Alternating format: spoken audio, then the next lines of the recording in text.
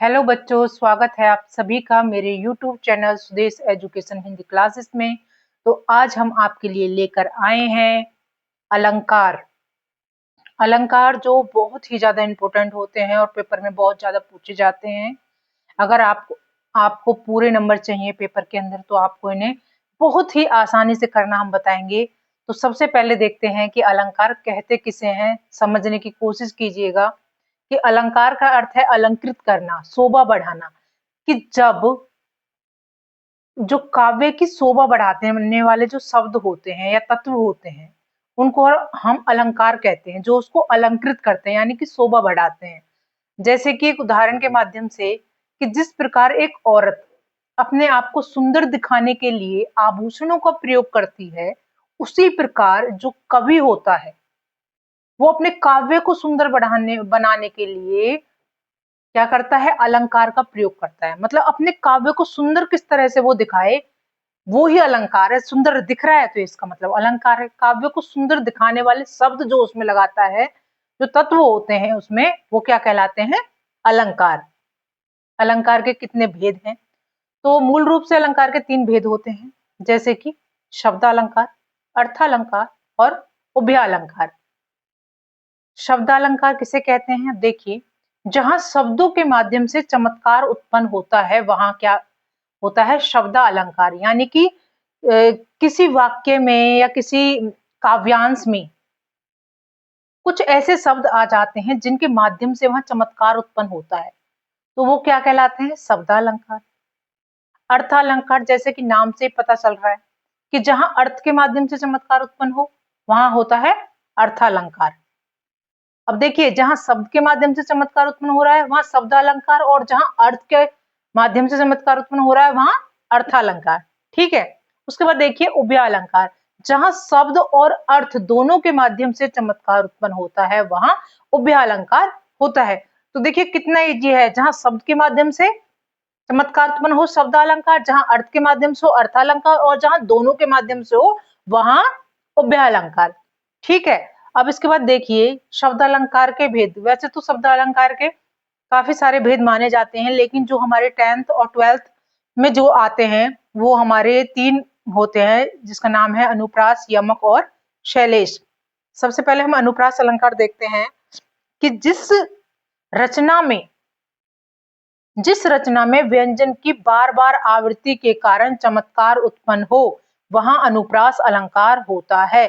यानी कि किसी एक वर्ण या व्यंजन की बार बार आवृत्ति होना क्या कहलाती है, अनुप्रास अलंकार। जैसे कि तरुणी तनुजा तट तमाल तरुबर बहु छाए। अब इसमें देखिए कि तरुणी तनुजा तट तमाल तरुबर, इन सब में तय तय वर्ण की बार बार आवृत्ति हुई है।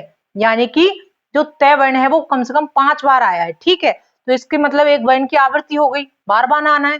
तो जब एक ही वर्ण बार बार आए तो वहां क्या होता है, हमारा अनुप्रास अलंकार। आगे देखिए, चारू चंद की चंचल किरणें खेल रही थी जल तल में। अब चारू में चय, चंद्रमा में चय, चंचल में चय, तो जब बार बार चय चय वर्ण आ रहा है तो इसमें क्या हो जाएगा, हमारा अनुप्रास अलंकार। अब देखिए एक उदाहरण आपने सुना होगा, चंदू के चाचा ने चंदू की चाची को चांदनी चौक पे चांदी की चम्मच से चटनी चटाई। अब इसमें भी अनुप्रास अलंकार हो गया, भाई बार बार चा वर्ण किया। और आपने ये भी सुना होगा कि खड़क सिंह के खड़कने से खड़कती हैं खिड़कियां, खिड़कियों के खड़कने से खड़कता है खड़क सिंह। अब इसमें भी बार बार खा वर्ण की आवृत्ति हो रही है। तो जहां पर एक ही वर्ण की बार बार आवृत्ति हो वहां होता है अनुप्रास अलंकार। आपको समझ में आ गया होगा। अब आगे देखिए यमक अलंकार, जब कविता में एक ही शब्द 2 या 2 से अधिक बार आए और उसका अर्थ हर बार भिन्न हो वहां यमक अलंकार होता है। यानी कि कोई एक शब्द 2 या 2 से अधिक बार आए और हर बार उसका अर्थ भी भिन्न हो। जैसे कि उदाहरण देखिए, काली घटा का घमंड घटा। जो घटा है वो 2 बार आया है। एक घटा का अर्थ है जो बादल छाए होते हैं और दूसरी घटा का अर्थ है घटना। तो कोई एक शब्द 2 बार आया और दोनों बार इसके अर्थ अलग अलग हैं, तो वहां पर क्या हो जाएगा, हमारा यमक अलंकार। और दूसरा देखिए उदाहरण, कनक कनकते 100 गुनी, मादकता अधिकाय, व खाए बौराए जग, या पाए बौराए। अब कनक और कनक, 2 बार कनक कनक आ गया, ठीक है। एक कनक का अर्थ होता है सोना और दूसरे का अर्थ होता है धतूरा। तो एक जब सोना हमें मिलता है तो हम पागल हो जाते हैं, हमें सोना मिल जाए तो हम पागल हो जाएंगे। और यदि कोई व्यक्ति धतूरा खा लेता है तो उसमें इतना नशा होता है कि उसे खाकर भी व्यक्ति पागल हो जाता है। अब 2 बार आए हैं और दोनों बार ही इनके अर्थ अलग अलग हैं। तो यहाँ पर हमारा क्या हो जाएगा, यमक अलंकार। एक उदाहरण और देखिए, ये 3 बेर खाती थी ते 3 बेर खाती है।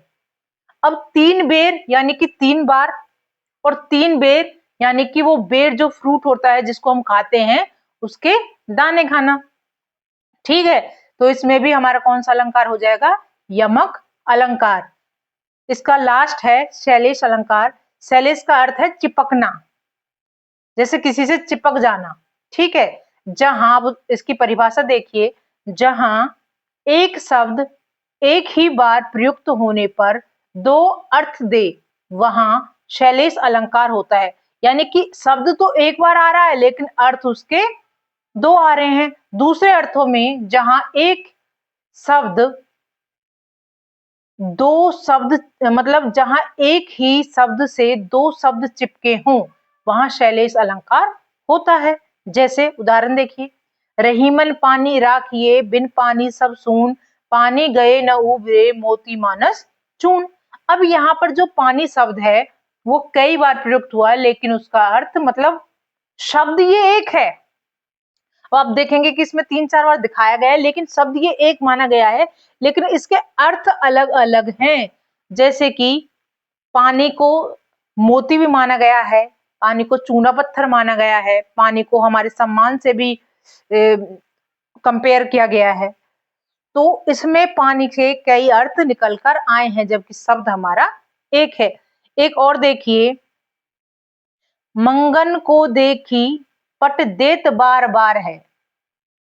अब देखिए इसमें जो पट है उसके 2 शब्द है, शब्द एक है लेकिन अर्थ उसके 2 हैं, ठीक है। जैसे कि पट, पट यानी कि वस्त्र, जो कपड़े होते हैं, और एक होता है पट, पट यानी कि किवाड़, जो किवाड़ दरवाजा वगैरह जो होता है। तो इसके 2 अर्थ आ गए। तो ये आज हमने आपको शब्द अलंकार के भेदों के बारे में बताया। वीडियो अच्छी लगी हो तो लाइक कर देना, शेयर कर देना और सब्सक्राइब करना ना भूलें। और अर्थालंकार के भेदों को हम दूसरी वीडियो में समझाएंगे। धन्यवाद।